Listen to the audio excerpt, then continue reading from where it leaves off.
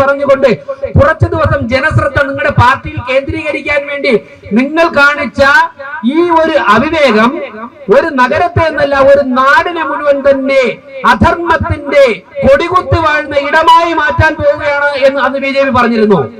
ഇന്ന് സമരത്തിന് ആസ്പദമായ വിഷയത്തിൽ കൗൺസിലിനുള്ളിൽ പ്രതികരിച്ചിരുന്നു.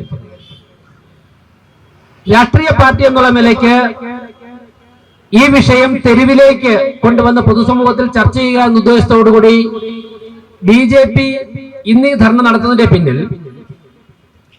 അപകടകരമായ ഒരു സംസ്കാരം തിരുവനന്തപുരം നഗരസഭ കേന്ദ്രീകരിച്ച് ആരംഭിച്ചിരിക്കുന്നു എന്നുള്ളതാണ്.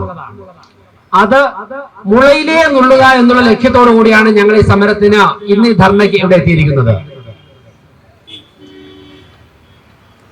കഴിഞ്ഞ ദിവസം ഈ എനിക്ക് മുമ്പ് സംസാരിച്ചവരൊക്കെ പരാമർശിച്ച KSRTC ബസ്സിനെ സ്വകാര്യ കാർ കൊണ്ടുവന്ന് വഴിയിൽ തടഞ്ഞിട്ടിട്ട് തിരുവനന്തപുരം നഗരസഭയുടെ ഭരണാധികാരിയും ഒരു MLAയും അവരുടെ സഹപ്രവർത്തകരും അവരുടെ ബന്ധുക്കളും ഉൾപ്പെടെ തെരുവിൽ കാണിച്ച ആ അഴിഞ്ഞാട്ടം, അതിനെ തുടർന്ന് വന്ന് വാർത്തകൾ നിരീക്ഷിച്ചപ്പോഴേക്കും ഞങ്ങൾക്ക് മനസ്സിലാകുന്നത് KSRTC ബസ്സിന് ഉള്ളിലുള്ള ക്യാമറയിൽ നിന്നും മെമ്മറി കാർഡ് മോഷണം പോയി എന്നുള്ളതാണ്. എന്നാൽ അടുത്ത ദിവസങ്ങളിൽ കേരള പോലീസ് കോടതിയുടെ നിർദ്ദേശപ്രകാരം രജിസ്റ്റർ ചെയ്ത കേസിലെ FIR പറഞ്ഞിരിക്കുന്നത് ആ മെമ്മറി കാർഡ് മോഷണം നടത്തിയതിന്റെയും അതിന്റെ ഗൂഢാലോചനയുടെയും പുറകിൽ തിരുവനന്തപുരം കോർപ്പറേഷന്റെ മേയർ ഉൾപ്പെടുന്നവർ ഉണ്ട് എന്നുള്ള അപകടകരമായ രാഷ്ട്രീയ സംസ്കാരം മുളയിലേ നുള്ളുക എന്നുള്ള ഉദ്ദേശത്തോടു കൂടിയാണ് BJP തെരുവിലേക്ക് സമരവുമായി ഇറങ്ങിയിരിക്കുന്നത്. ഏവരും ആശങ്കയിലാണ്. ഒരു സർക്കാർ ബസ്സിൽ നിന്നും CCTVയുടെ മെമ്മറി കാർഡ്, ആ ക്യാമറയുടെ മെമ്മറി കാർഡ് ഊരാൻ വേണ്ടി അല്ലെങ്കിൽ അത് മോഷണം നടത്താൻ വേണ്ടി ഇന്ത്യയിലെ തന്നെ ഏറ്റവും അറിയപ്പെടുന്ന ഒരു ജനാധിപത്യ സ്ഥാപനത്തിന്റെ ഭരണത്തിന് നേതൃത്വം കൊടുക്കുന്ന ഭരണാധികാരി ഗൂഢാലോചന നടത്തുന്നു എന്ന് പറഞ്ഞാൽ, ലെജിസ്ലേറ്റീവ് കൗൺസിലിലെ ഒരു MLA നേതൃത്വം കൊടുക്കുന്നു എന്ന് പറഞ്ഞാൽ അത് ജനങ്ങൾ ആശങ്കയോടുകൂടിയാണ് നോക്കുന്നത്. ഞങ്ങൾ ഈ നഗരസഭാ ഭരണ സംവിധാനം വന്ന നാൾ തന്നെ മാർക്സിസ്റ്റ് പാർട്ടിയോടും കേരള സമൂഹത്തോടും പറഞ്ഞിരുന്നു, അപകടകരമായ കളിയാണ് നിങ്ങൾ കളിക്കുന്നത്. നിങ്ങളുടെ പാർട്ടിക്ക് കുറച്ച് വാർത്ത കിട്ടാൻ വേണ്ടി, ഒരു കൗതുകത്തിന് വേണ്ടി ലോകത്ത് ഞങ്ങൾ അത്ഭുതം സൃഷ്ടിച്ചിരിക്കുന്നു, 21 വയസ്സുള്ള ആളിനെ മേയറാക്കി എന്ന് പറഞ്ഞുകൊണ്ട് കുറച്ചു ദിവസം ജനശ്രദ്ധ നിങ്ങളുടെ പാർട്ടിയിൽ കേന്ദ്രീകരിക്കാൻ വേണ്ടി നിങ്ങൾ കാണിച്ച ഈ ഒരു അവിവേകം ഒരു നഗരത്തെ എന്നല്ല ഒരു നാടിനെ മുഴുവൻ തന്നെ അധർമ്മത്തിന്റെ കൊടികുത്തി വാഴുന്ന ഇടമായി മാറ്റാൻ പോവുകയാണ് എന്ന് അന്ന് BJP പറഞ്ഞിരുന്നു. നഗരസഭ ഭരണാധികാരി എന്ന് പറഞ്ഞാൽ ഇന്ത്യൻ പ്രധാനമന്ത്രിയും ഇന്ത്യൻ പ്രസിഡന്റും ഉൾപ്പെടെ വരുമ്പോഴേക്കും കോട്ടമിട്ടുകൊണ്ട് സ്വീകരിക്കുവാൻ വേണ്ടി അധികാരമുള്ള ഒരേ ഒരാളാണ്. അപ്പോൾ ഇവർ ധരിച്ചിരിക്കുന്നത് നമ്മുടെ ഇവിടെ പള്ളിപ്പുറത്തുനിന്ന് ആരംഭിച്ച് കാരക്കാമണ്ഡപത്തിൽ അവസാനിക്കുന്ന കോർപ്പറേഷൻ ഒരു നഗരപരിധി ഉണ്ടല്ലോ, ആ നഗരപരിധിക്കുള്ളിലുള്ള മണൽത്തരിയും ആകാശത്തിലൂടെ പറക്കുന്ന പക്ഷികളും ഇവിടെയുള്ള അന്തരീക്ഷവും വായുവും ഒക്കെ തന്നെ സകല ചരാചരങ്ങളും ഈ പ്രപഞ്ചത്തിലുള്ളതിൽ എന്റെ കാൽക്കീഴിലാണെന്ന് ധരിക്കുന്ന വിഡ്ഢിയായ ഒരു പെൺകുട്ടിയെ ചുമക്കേണ്ട ഗതികേടാണ് തിരുവനന്തപുരം കോർപ്പറേഷൻ എന്നുള്ള യാഥാർത്ഥ്യം നിങ്ങൾ മനസ്സിലാക്കണമെന്നാണ് എനിക്ക് പറയുവാനുള്ളത്. അവർ പറയുകയാണ്, ആ ഡ്രൈവറോട് ചോദിക്കുകയാണ്, ഞങ്ങളോടൊക്കെ താങ്കൾ ഇങ്ങനെയാണെങ്കിൽ സാധാരണക്കാരോടൊക്കെ എങ്ങനെയാണ്? ഞങ്ങളാരാ? ഈ ഞങ്ങളാരാ?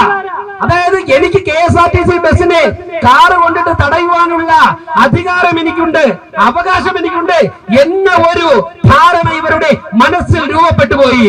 മാർക്സിസ്റ്റ് പാർട്ടി മറുപടി പറയണം. നിങ്ങൾക്ക് അഴിമതി കാണിക്കാൻ വേണ്ടി, നിങ്ങൾക്ക് മാലിന്യം വിൽക്കുന്നതിൽ അഴിമതി കാണിക്കാൻ വേണ്ടി, നിങ്ങൾക്ക് കൊതുകിനെ പിടിക്കുന്നതിൽ അഴിമതി കാണിക്കാൻ വേണ്ടി, നിങ്ങൾക്ക് തെരുവുനായ പ്രശ്നത്തിൽ അഴിമതി കാണിക്കാൻ വേണ്ടി, നിങ്ങൾക്ക് വീട്ടുകരം തട്ടിയെടുക്കാൻ വേണ്ടി, നിങ്ങൾക്ക് കുടിവെള്ള പ്രശ്നത്തിൽ അഴിമതി കാണിക്കാൻ വേണ്ടി നിങ്ങൾ ഇത്തരയുള്ള ഒരു അഹങ്കാരിയെ പിടിച്ച് മേയറാക്കി ഈ നഗരത്തിലെ ജനങ്ങളുടെ മാത്രമല്ല ഈ നഗരത്തിലൂടെ യാത്ര ചെയ്യുന്ന സകല ജനങ്ങളുടെയും ജീവിതത്തിന് തടസ്സമുണ്ടാക്കുന്നതിൽ നിങ്ങൾ മറുപടി പറയണം. ഞാൻ ചോദിക്കട്ടെ, ഇവിടെ ഇരിക്കുന്ന BJPയുടെ വിജയിച്ചു വന്ന കൗൺസിലർമാർ പലരും ഉണ്ടാവും. ഇവരുടെ ഒക്കെ തന്നെ വാർഡുകളിലെ വർക്കുകൾ നടന്നു കഴിഞ്ഞാൽ അതുമായി ചെല്ലുമ്പോഴേക്കും പല ബില്ലും തടഞ്ഞു വെക്കുന്നു, പല വർക്കുകളും സാങ്ഷൻ ആക്കുന്നില്ല. ഒരു ശത്രുവിനോട് പെരുമാറുന്നത് പോലെയാണ് പെരുമാറുന്നത്. ഈ നഗരത്തിലെ 1000-2000 ഭൂരിപക്ഷം വാങ്ങിച്ചാണ് വാർഡുകളിൽ നിന്നും ഇവരൊക്കെ തന്നെ തെരഞ്ഞെടുക്കപ്പെട്ടിരിക്കുന്നത്. അവരൊക്കെ ചെല്ലുമ്പോൾ ഇതൊക്കെ തടഞ്ഞു വയ്ക്കുന്നു.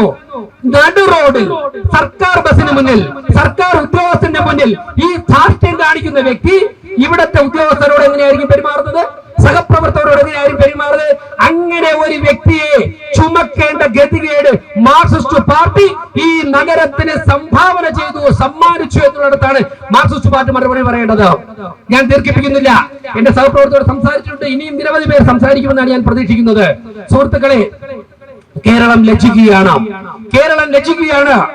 ഇവരെ മേയറായിട്ട് മാർക്സിസ്റ്റ് പാർട്ടി നിശ്ചയിച്ചപ്പോൾ, ഇവർ മേയറായിട്ട് സത്യപ്രതിജ്ഞ ചെയ്തപ്പോൾ ഞങ്ങളുടെ മുന്നിൽ നിൽക്കുന്ന പ്രിയപ്പെട്ട മാധ്യമ സുഹൃത്തുക്കൾ ഉൾപ്പെടെ നന്നായിട്ട് വാർത്ത കൊടുത്തു. 21 വയസ്സുള്ള ഒരു അത്ഭുതം ലോകത്ത് സംഭവിച്ചിരിക്കുന്നു. ഞാൻ ഒരു കാര്യം പറയാം, ഇത്തരത്തിലൊരു മേയർ ലോകത്ത് ഒരിടത്തുമില്ല എന്നുള്ള നിങ്ങളുടെ ആ വാദഗതി ഞാൻ ശരിവയ്ക്കുകയാണ് ഈ അവസരത്തിൽ. ഇത്തരത്തിലുള്ള ഒരു വ്യക്തി, ഒരു ഭരണാധികാരിയായിട്ട് ഒരിടത്തും ലോകത്തിലില്ല എന്നുള്ള കാര്യം ഞാൻ പറയുകയാണ്.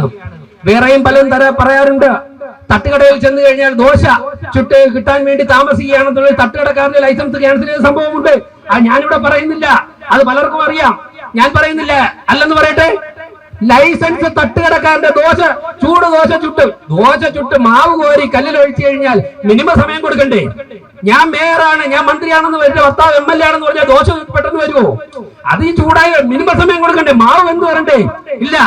എന്നെ കാണുമ്പോൾ തന്നെ ദോശ കല്ലിൽ ഉണ്ടാവണം. അത് അപ്പൊ തന്നെ എന്റെ കാറിന്റെ ഡോർ തുറക്കുമ്പോൾ ദോശ ചുട്ട് വന്നില്ലെങ്കിൽ നിന്റെ കടയുടെ ലൈസൻസ് ക്യാൻസൽ എന്ന് പറയുന്ന വിഡ്ഢിത്തം പേറുന്ന വ്യക്തികളാണ് ഈ ഭരണത്തിന് നേതൃത്വം കൊടുക്കുന്നത്. ഇല്ല എന്ന് പറയട്ടെ. തട്ടുകടക്കാരൻ നാളെ ഇവിടെ ഹാജരാകും. പിന്നെ മിനിമം നിലവാരം പ്രതിപക്ഷ പ്രവർത്തനത്തിലും കാത്തു സൂക്ഷിക്കണം എന്നുള്ളത് കൊണ്ട് ഞങ്ങൾ അതിലേക്ക് പോകുന്നില്ല.